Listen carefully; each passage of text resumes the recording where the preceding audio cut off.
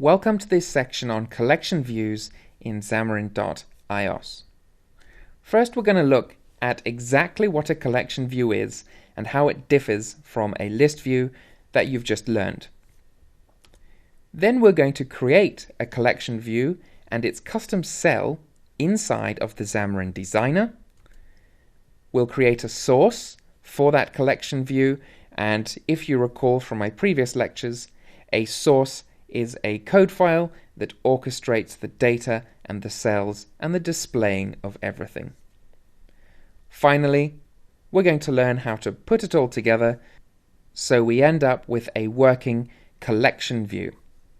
Now, collection views don't have to be rectangular like we see on the screen. They also don't have to be very poorly designed like the one you see on the screen. But this section is simply to give you the basics of collection views and let you understand that they're very similar to list views, and in fact they're quite easy to implement. What exactly is a UI collection view? In the previous section we looked at list views, or table views as they're known on iOS, and we saw it was a scrolling vertical list. A collection view is a way of expanding on that concept of a scrolling list. It works much the same way as a list does, with a data source, cells, and the final output. So if you want to review that, go back to the previous section on list views and look at my explanation of what a list view is. Now, a collection view is simply a collection of items that don't necessarily have to be the same size, but they can be arranged in a grid. So a list view will only allow row by row. A grid will allow X number across by X number down.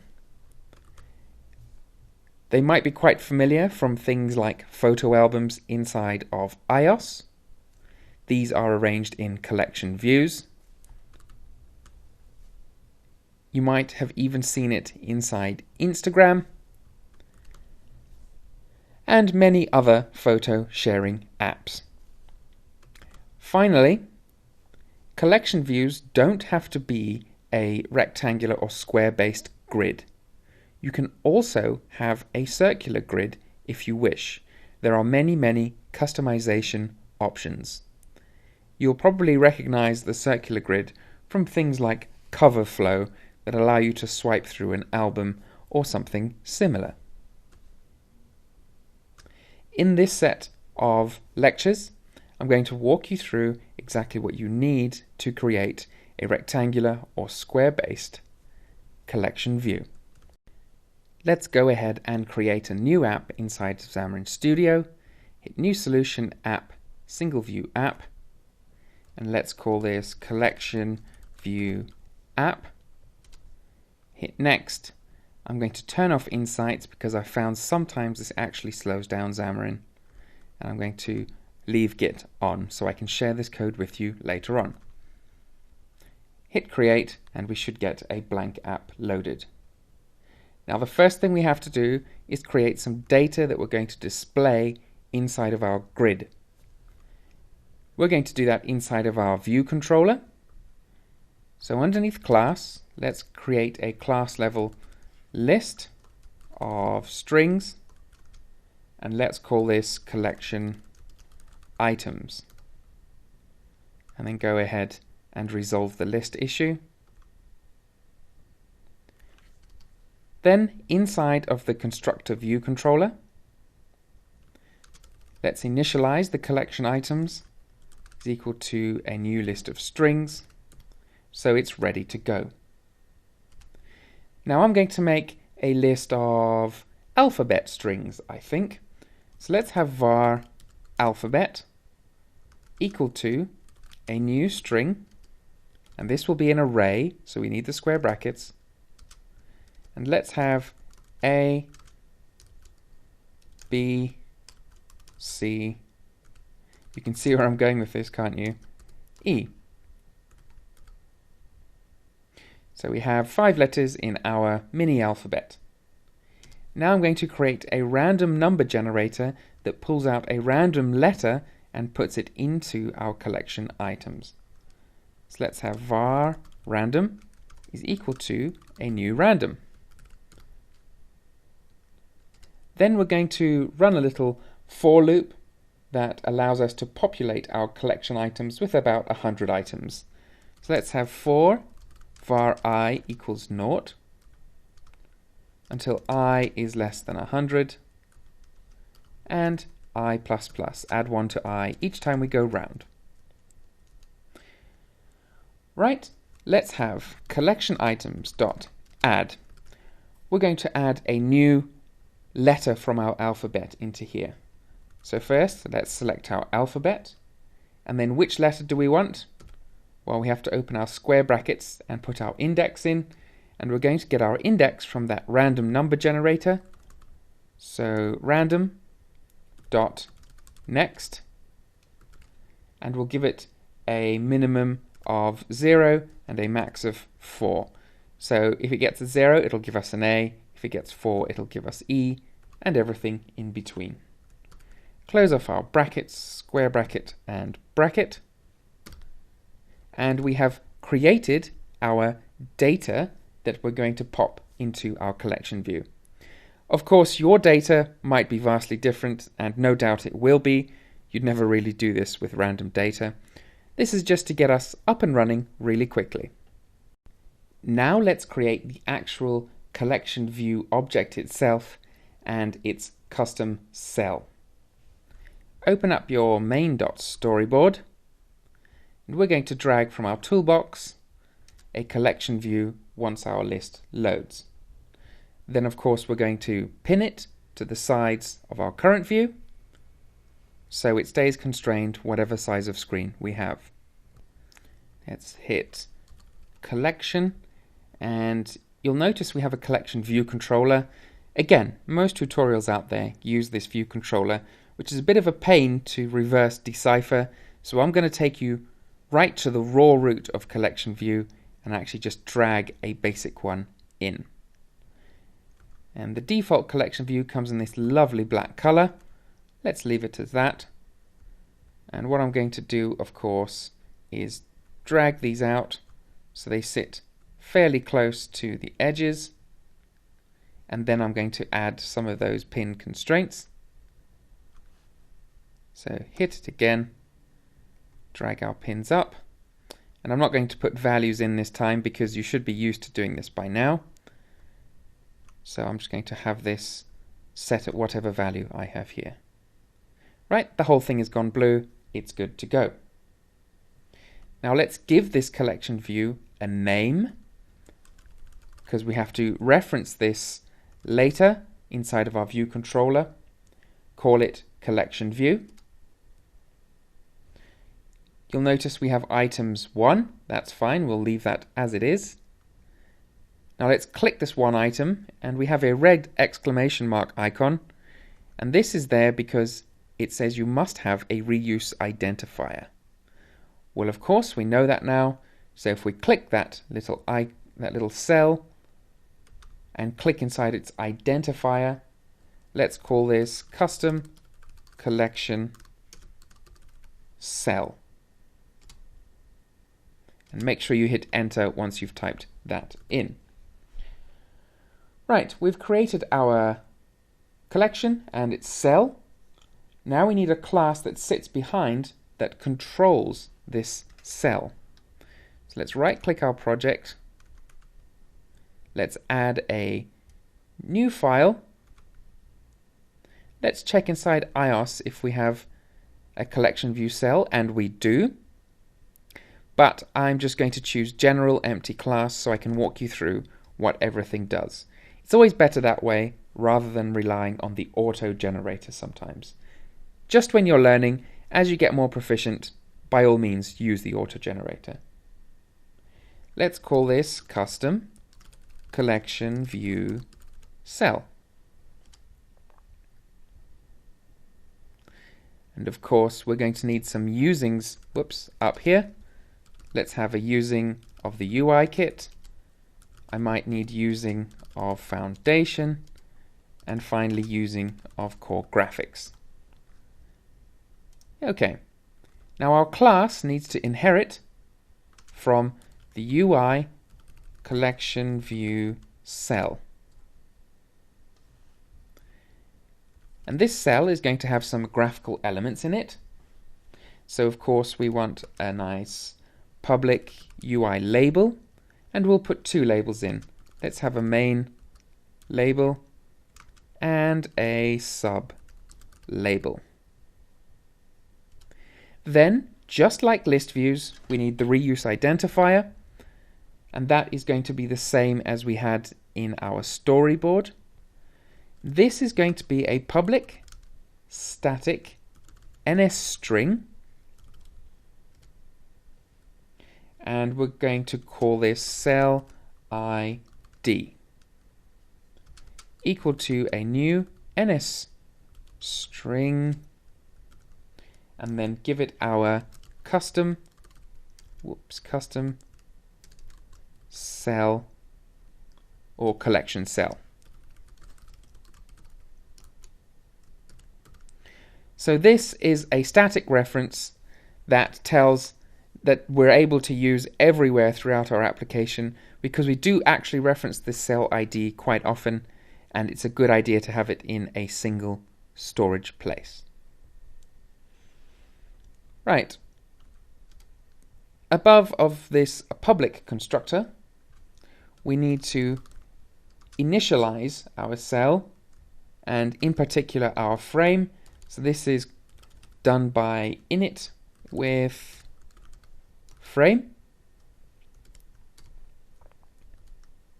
and then the cell is drawn and ready to go. We just need a colon there. Don't leave that one out. Okay, the cell initializer comes with a frame argument. So that's a cgrect and frame. And this inherits from the base version of it, which also has a frame.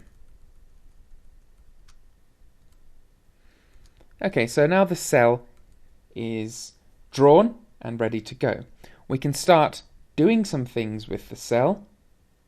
We can have a background view if we wish, and we can create a new UI view for that background. And we can give this a background color equal to UI color dot orange. And I'm going to explain what that is when we actually start running this. Then we can have some niceties. We can set things like border colors, border widths, and background colors for the content view of our cell. So let's do one or two of those. Let's have content view dot layer dot border color, and let's make this equal to UI color dot blue. Why not? We can also set the width of the border, so that comes under content view dot layer dot border width, and this takes a float, so we can have, let's say, 4.0 f. Also, let's set the background color of our content view, and we will have UI color dot white. Right, so we've set a few niceties. If you want to know more about custom view cells, then simply jump onto Apple's documentation, and it's pretty easy to translate to C# and Xamarin. We need to instantiate our labels. So main label equals new UI label, and leave it at that. And we want to do the same with sub label equals new UI label, and leave it at that. And now what we need is a method called update cell that allows us to position the labels, add text to the labels, and do anything else that we want whenever we fill our collection view with data. So let's have our public void update cell, and this we're going to pass over a string, and if you recall, we're going to pass over one of those alphabet strings. So let's call this text, and we will make the main label dot text equal to text, and the sublabel dot text equal to text. Okay, now there's one final thing to do, and that's to give our labels a frame, because they don't know exactly where they sit in this hierarchy. So let's have main label dot frame is equal to a new cgrect, and let's put this at 5,5. Let's have it the full width content view dot bounds dot width, and give it a height of 26, say. And then of course we need the same for sublabel dot frame, and that's equal to a new rectangle, and let's drop this a bit lower, so 5,35. Let's have it at the full width dot bounds dot width, and let's have a height of 26 as well. Right, so we've got a really simple cell here with two labels, but you can imagine you could actually populate this with images, with dynamic content, with moving content, whatever you needed really. That concludes how to make the collection view and its collection view cell. In the next lecture, we're going to look at creating the custom collection source that brings everything together and orchestrates the whole affair. We have our data, we have our collection view, we have our collection view cell. None of them know about each other yet because we're missing the linchpin, which is the data source. In iOS, this is known as a UI collection view source, and of course the collection view won't work without it. So let's right-click our project, let's add a new file, let's check in iOS and see if we have a collection view source, and I can't see one, so we don't. Let's create a general class then, and call this custom collection source. Let's add in a couple using statements. UI kit, using foundation, and using core graphics, but I'm not sure we actually need that one. Actually, you might need it if you're going to create a custom view for headers and things like that. Right, so this has to inherit from UI collection view collection view source, not data source, just source. So be careful with that distinction. Then we need somewhere to hold our data. So this is going to be a public list of strings. We will call this rows, and we will give it a getter and a setter. Whoops, that's gone wrong. Rows, there we go. Let's right-click list and resolve that one. And we have our rows ready to go. Now inside of the constructor, we're going to pass over a list of strings, which I'll call underscore rows. And let's make rows equal to underscore rows. Now the collection view source supports sections just like the list view.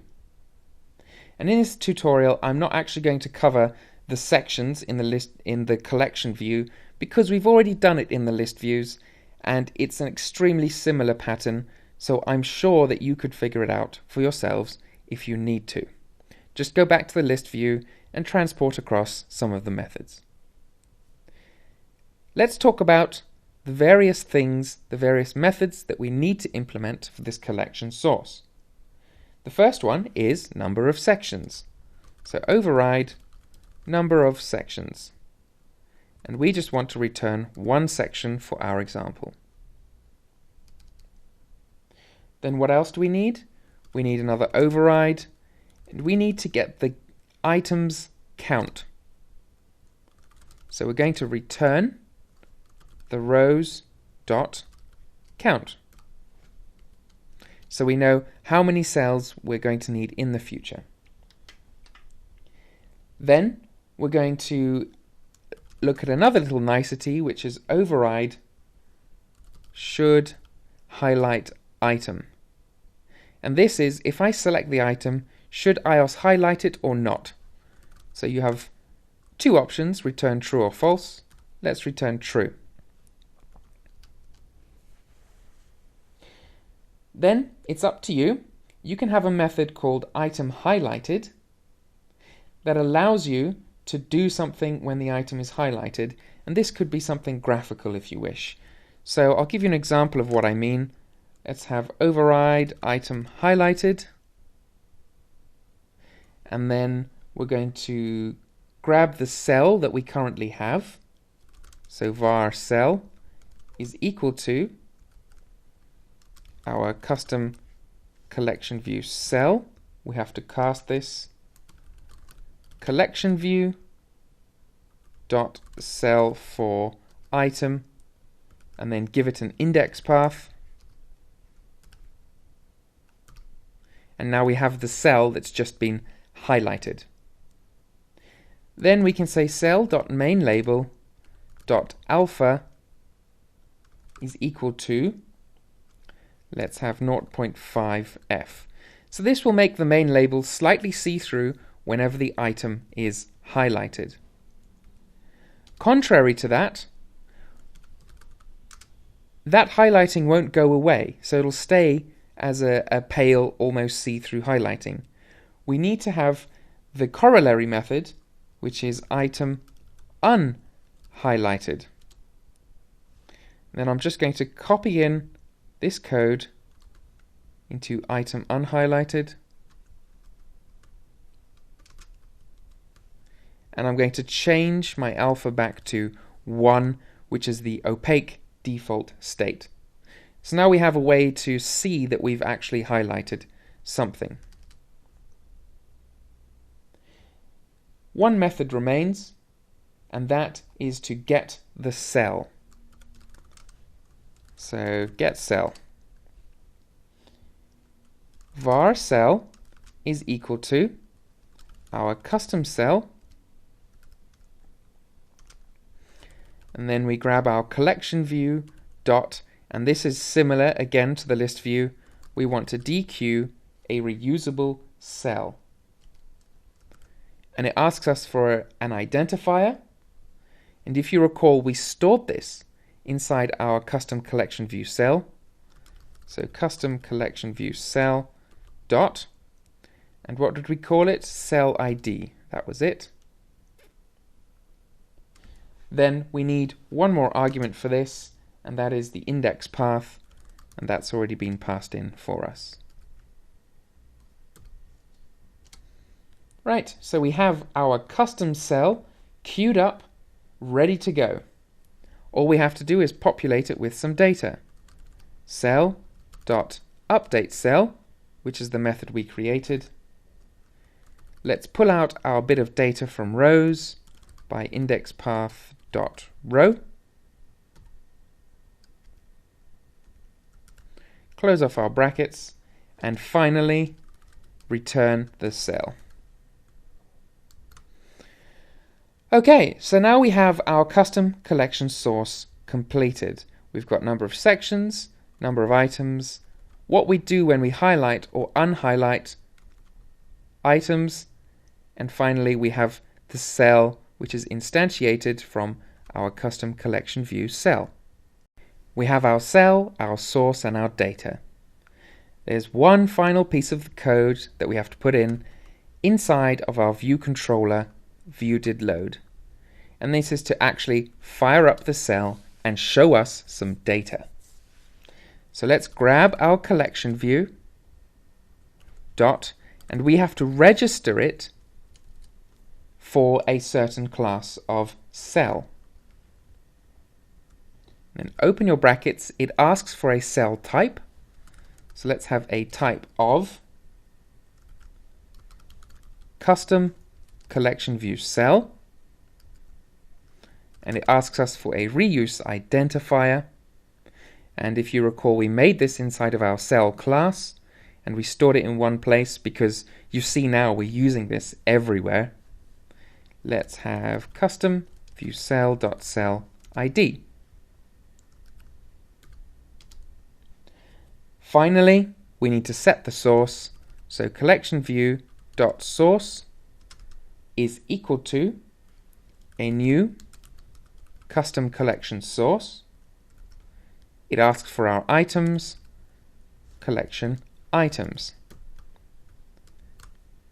So that's the pinning together of all of our various elements. Let's hit play and run this inside of the simulator. And whoa, we have a slight error. It requires us to convert UI color to CG color. Now, if I'm not mistaken, I can change this by having to CG color. Yeah, I think we can do that. Now when you hit play, it should be good to go. Here's a bit of homework. Look up the difference between UI color and CG color. Right, that's running now. And look, we have this garish looking table. But there's a problem. We have no actual labels in it. And that's because we have to actually go to our collection view cell, and then we need to explicitly add the labels to the content view. So let's do that now. Content view dot add subviews, and this requires a couple of views from us. So let's have a new UI view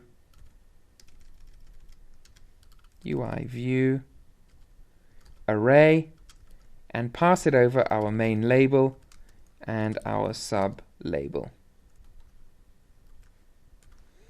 Okay, now let's hit play and our views should actually be shown, as in the labels will actually show up. And there we have them. So at the moment that bottom label is kind of hanging off the screen, but you get the idea of how to use a collection view. So in summary, what you need to do every time you create a collection view is to create a custom cell.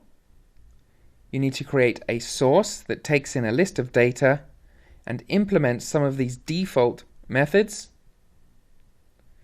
Then inside of your view controller, you need to register your collection view for a class of cell, and finally set the source on that collection view. Here's a little bonus tidbit for you. Let's say later on you've done more stuff that changes your data source. What you can do very simply is have collection view dot reload data, and this will grab your old data, nullify it, and pop your new data into your collection view without you having to do very much. Congratulations, you've now completed this section using collection views on Xamarin.iOS. You've learnt exactly what a collection view is and how it differs to a list view. You've learnt how to create your own collection view and cell inside of the Xamarin Designer. You created the source for your collection view as well as the custom cell in code for that view. And finally, you learnt how to put it all together inside of your view controller using just 2 lines of code.